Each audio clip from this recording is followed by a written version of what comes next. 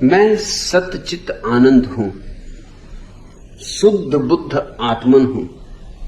मुझे संसार के क्रियाकलापों से क्या, जगत के सब व्यापार मायावी हैं। मुझे किसी की निंदा नहीं छूती और न स्तुति। मैं अमृत पुत्र हूं।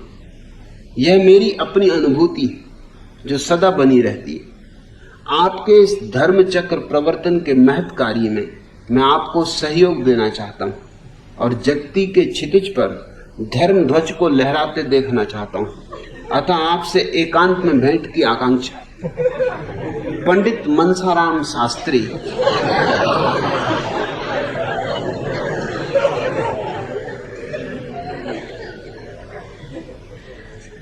कमाल कर दिया।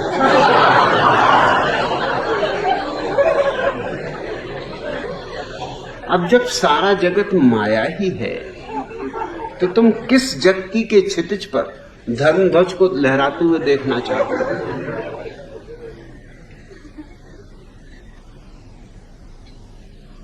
जब सारा जगत माया ही है तो मुझसे क्या करोगे एकांत में मिलकर? फिर क्या एकांत और क्या भीड़, सब माया है। कैसी बहकी बहकी बातें कर रहे हो? मगर काशी निवासी हैं पंडित मनसाराम शास्त्री। काशी निवासियों से और इससे बेहतर कुछ आशा नहीं।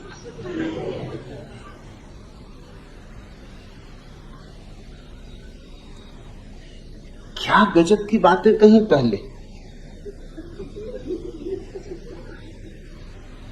लेकिन पीछे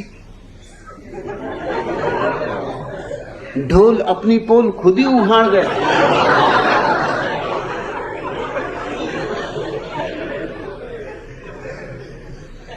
एक युवती मनोवैज्ञानिक के पास पहुंची और कहने लगी, मैं परेशान हो गई। लोग मुझे निर्लज्ज कहते और मैं तो कोई कारण नहीं देखती, और जहां जाओ वहीं, जो देखो वही मुझे निर्लज्ज बतलाता है। तो आप मुझे बताएं कि क्या मेरी निर्लज्जता है, क्या मुझ में कमी, मैं सुधार करने को तैयार हूं। मेरी जिंदगी दूभर कर दी इन लोगों। उस मनोवैज्ञानिक का, देवी पहले मेरी गोदी से उतर के सामने की कुर्सी पर बैठो, फिर आगे बात हो।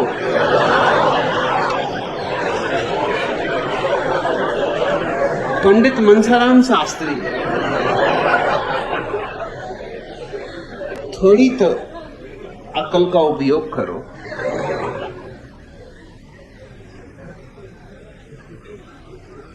तुम्ही सबको देख के तुम भैंस को बड़ा कहने लगा। अकल से भी बड़ी भैंस। क्या प्यारे प्यारे शब्द तुमने कहे, सब उधार। मैं सच्चित आनंद हूं। भैया यहां कैसे आए, काहे के लिए आए? काशी से यहां तक का कष्ट किया। माया में यात्रा करते शर्म नहीं आती?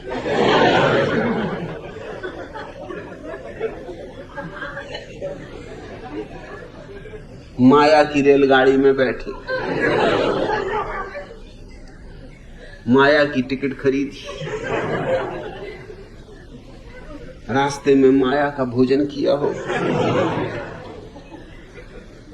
तरह तरह की मायाएं रास्ते में पड़ी होंगी, आंखें बंद रखनी पड़ी होंगी। कहां?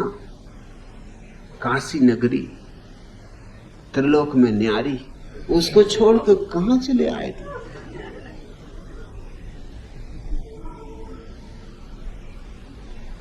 यहां पूना में क्या कर रहे थे?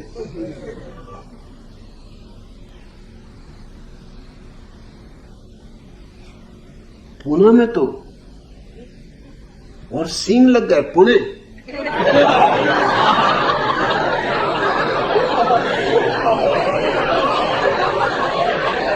जैसे गधे के सिर पे सींग होगा।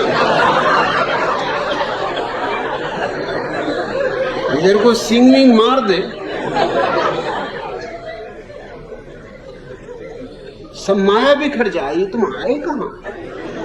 कहते मैं सच्चित आनंद। अब क्या कमी रही? शुद्ध बुद्ध आत्मन। मुझे संसार के क्रियाकलापों से क्या?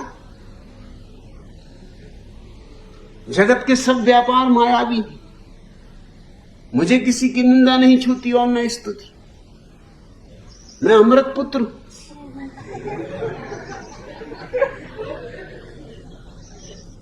क्या कहूं तुम्हें? पंडित मनसाराम शास्त्री कहूं कि पंडित तोताराम शास्त्री कहूं?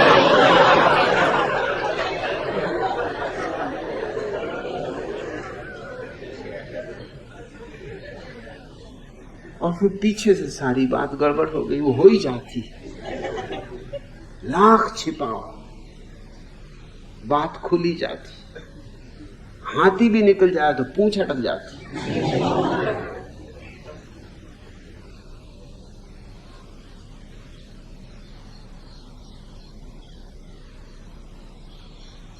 एक महिला अपने बीमार पति को देखने अस्पताल गई और उसकी तबीयत का हाल पूछा।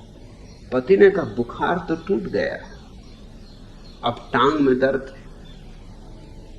पत्नी बोली लल्लू के पापा है।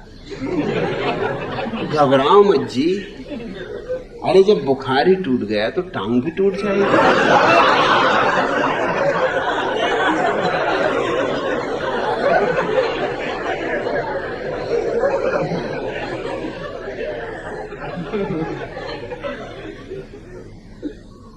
एक पंडित ने विवाह किया।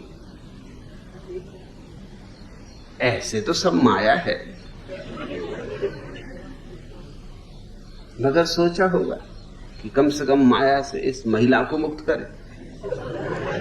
सो विवाह किया। विवाह के बाद सुहागरात के दिन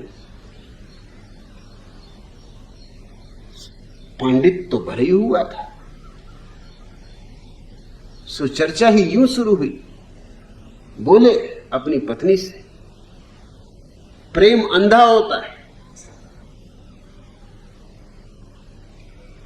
यूं बोलते जा रहे हैं प्रेम अंधा होता है और कपड़े उतारते जा रहे हैं।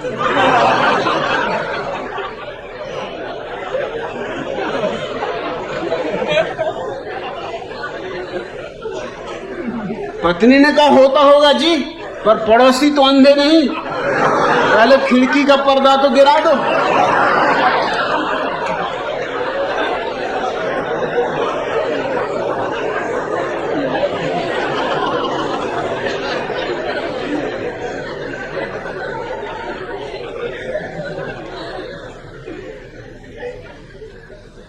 एक युवती एक साधु के पास गई और बोली, महाराज आपने एक प्रवचन में कहा था अहंकार ही सबसे बड़ा पाप है, पर जब मैं शीशा देखती हूं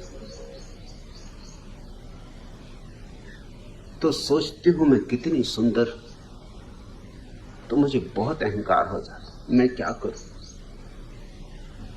साधु ने कहा बच्चा, गलत फहमी कोई पाप नहीं।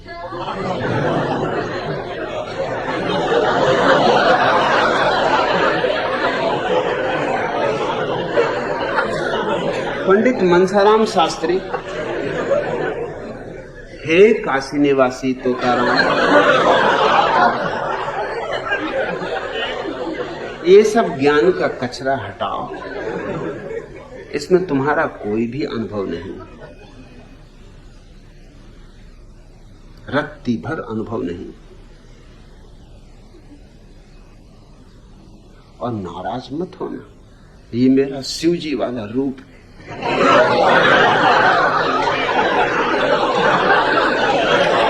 ऐसे तोड़ूंगा। और पंडितों को तो छोड़ता ही नहीं, उनसे मेरा प्रेम, और प्रेम तो अंधा होता ही नहीं।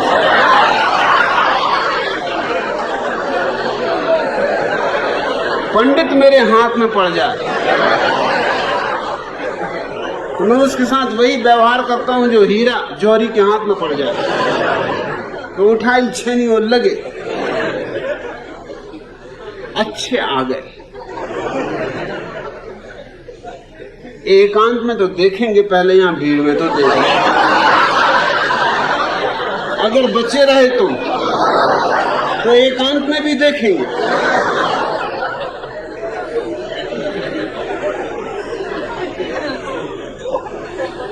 कहां की बातें कर रहे हो कि आपके इस धर्म चक्र प्रवर्तन के महत्कारी में? अरे इस मायावी संसार में कोई महत्कारी होता है कि कोई धर्म चक्र प्रवर्तन होता है? सब खेल है भैया।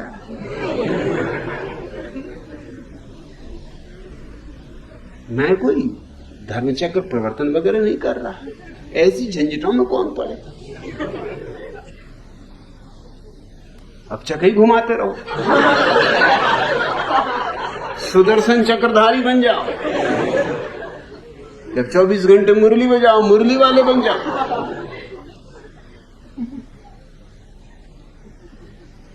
सब माया है, इसमें क्या झंझट? किसको छुटकारा दिलवाना, किस चीज से छुटकारा दिलवाना? कुछ बंधन हो तो छुटकारा हो, यहां बंधन ही नहीं। लोग तो मुक्त हैं ही, ये सब मुक्त पुरुष बैठे हो। तुम किसी से भी पूछ रहे हो, कोई भी कह देगा मैं सच्चित आनंद शुद्ध बुद्ध आत्मन। यहां मेरे पास बुद्धों की जमात। यहां कभी कभी कोई बुद्धू काशी से आ जाता है, बात मगर वो अपवाद। हमने कहा यहां बुद्ध पुरुष बैठे हुए, देख तो कैसे प्रसन्न हो रहे हैं वो देख के।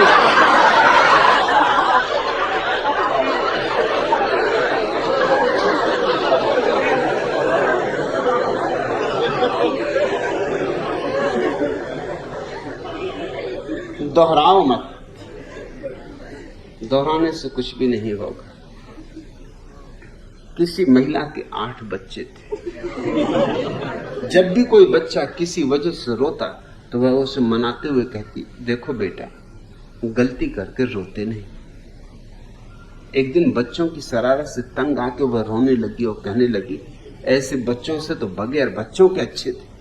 तभी उसकी छोटी पुत्री उसे मनाते हुए बोली, देखो मम्मी गलती कल के लोते नहीं।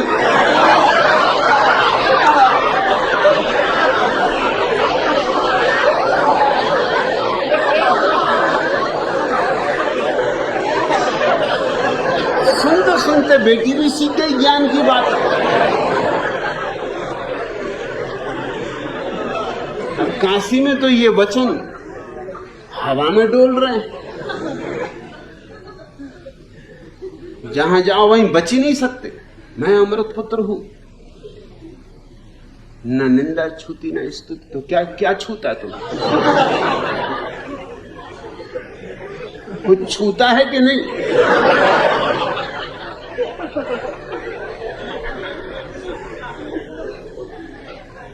ये तो मेरे पास यहाँ एक से एक गजब की महिलाएं हैं, किसी को पीछे लगा दो और फौरन को गे भाई दूर रहे, छूना मत।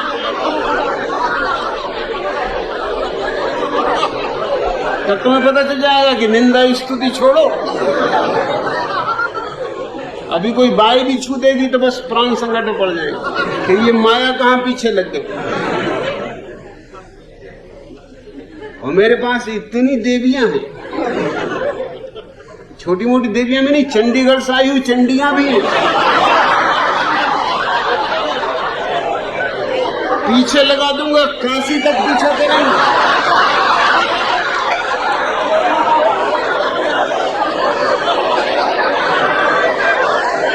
और जब तक पैर छू के न गाओगे श्री गुरुवे नमः, तब तक पीछा नहीं छोड़ेंगे।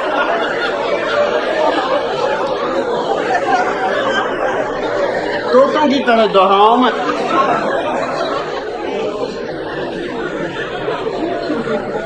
आदमी की तरह बातें करो।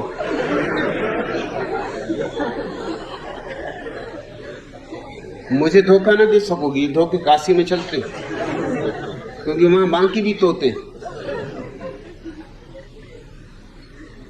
प्रेम के बारे में राधा की सी तन्मयता पाकर एक प्रेमिका ने प्रेमी को लिखा, अब दशा वह हो चुकी है कि मुझे हर आदमी में तुम दिखाई देते, इसलिए बोराई स्थिति में मुझसे मत पूछो मैं क्या कर रही हूं, विवश होकर मैं किसी और से विवाह कर रही हूं। जब सब में कृष्ण ही कृष्ण दिखाई पड़ने लगे, अब क्या कृष्ण कन्हैया के रास्ता देखो। ये राधा वगैरह कहती हैं कि हमको सब में कृष्ण दिखाई पड़ते हैं, बात सच नहीं। ये गोपियां कहती थी कि हमको दिखाई पड़ते हैं। जब कृष्ण द्वारका चले गए तो फिर कहा गुरुआई धुआई मचाई हुई, तो कोई ग्वालों की कमी थी? अरे कई बांसुरी बजा रहे थे, किसी को भी पकड़ लेती, क्या है भैया कहां चले गए? भैया बहुत दिनों बाद मिले, क्या रास रचाएं? ये सब बातचीत कि सब में कृष्ण ही कन्हैया दिखाई पड़ रहे हैं।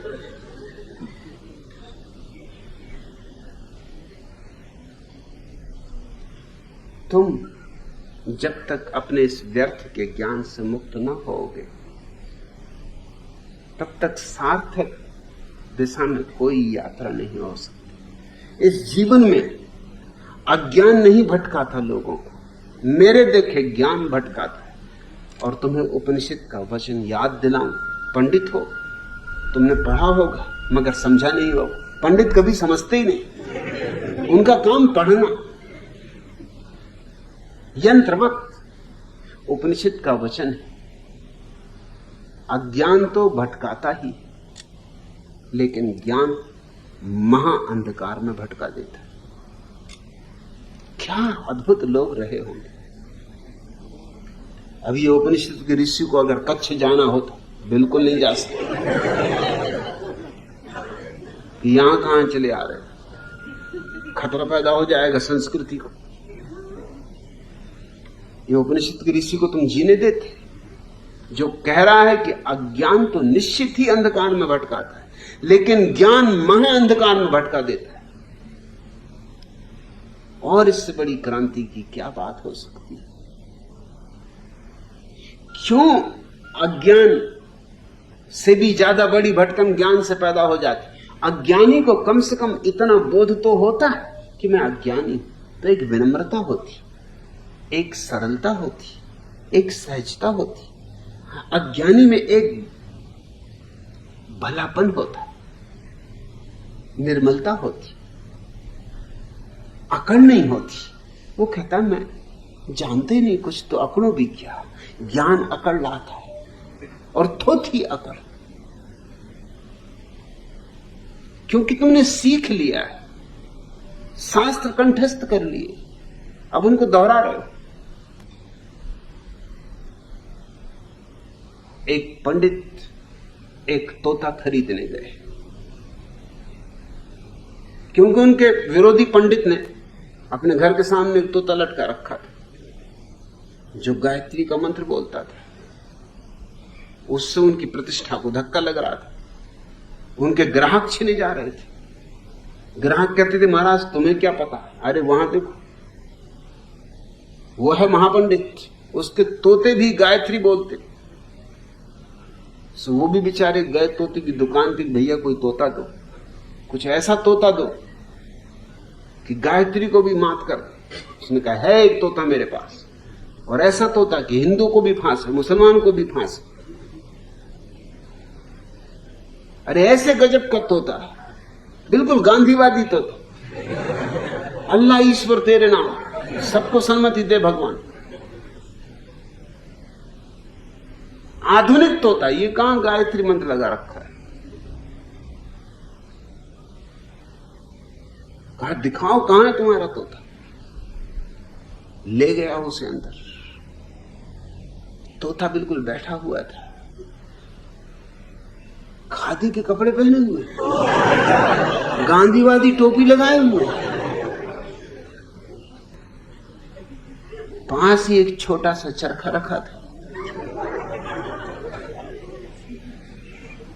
पंडित ने भी कहा कि श्री गुरु है नमः। गजब का तोता, एकदम शुद्ध खादी पहने, सामने रखा हुआ है चरखा। इसके संबंध में कुछ और समझाओ। उस दुकानदार ने कहा इसके पैर में देखते आप, बाएं पैर में एक धागा बंधा है, इसको खींच दो। एकदम उपनिषद के सूत्रों पर सूत्र बोलने लगता है। और इसके दूसरे पैर में देख रहे हो दूसरा धागा बंधा हुआ है, किसी को दिखाई भी नहीं पड़ेगा, बिल्कुल महीन धागा। अगर उसको खींच दो एकदम कुरान की आयतें बोलता है।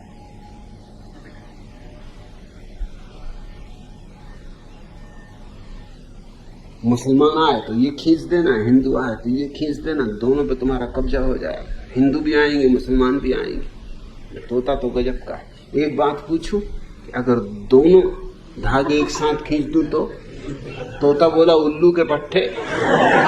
अगर दोनों धागे एक साथ खींचोगे तो धड़ाम से नीचे न गिर पड़ोगे। तोतों में भी थोड़ी ज्यादा अकल है। तुम भी क्या बात कर रहे हो?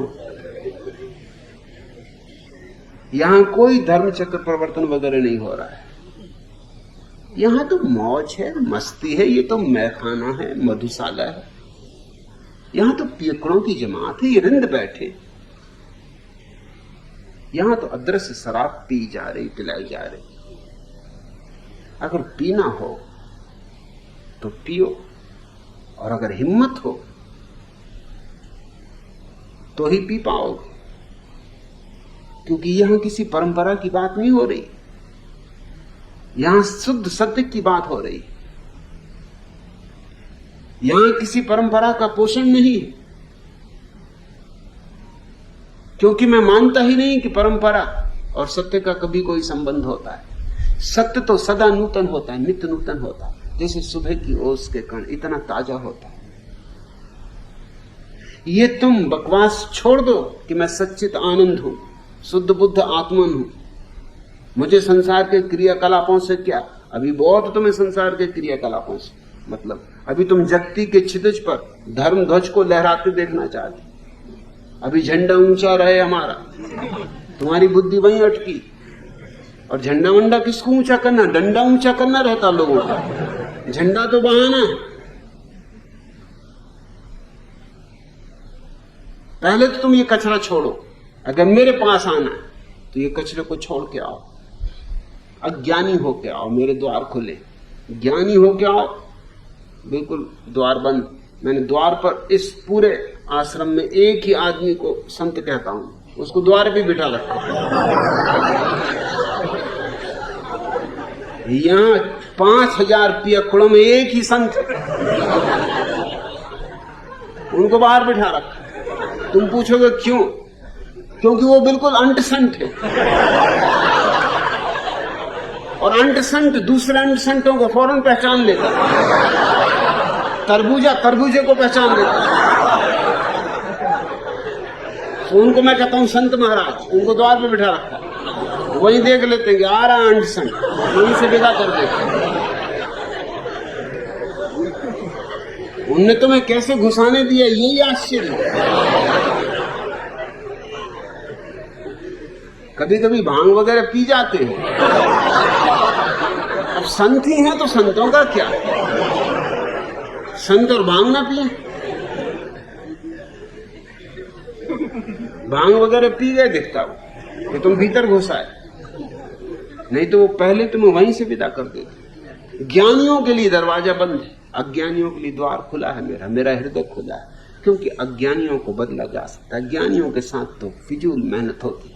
पश्चिम का बहुत बड़ा संगीतज्ञ वेजनर जब भी किसी को शिष्य की तरह स्वीकार करता था तो कहता था, पहले कहीं संगीत तो नहीं सीखा, अगर संगीत सीखा हो तो रास्ता लगो, बाहर निकलो, और अगर जिद करोगे तो दुगनी फीस लूंगा। जिसने संगीत नहीं सीखा उसको मैं सिखाता हूं। स्वभावतः जो लोग संगीत सीखे होते वो कहते ये तो उल्टी बात कर रहे हैं आप, हमने वर्षों मेहनत करके सीखा है, हमसे तो कम फीस लेनी चाहिए। वो कहता पहले बुलाना भी तो पड़ेगा, वो मेहनत कौन करेगा। पंडित मनसाराम शास्त्री, पहले तो तुम्हारा शास्त्रीपन मिटाना पड़ेगा, पंडितपन मिटाना पड़ेगा, तब कहीं जाके कुछ बात बन सकती। अभी तुम धर्म ध्वज वगैरह न फहराओ, अभी तो तुम्हारे जीवन में दिया जल जाए यही काफी।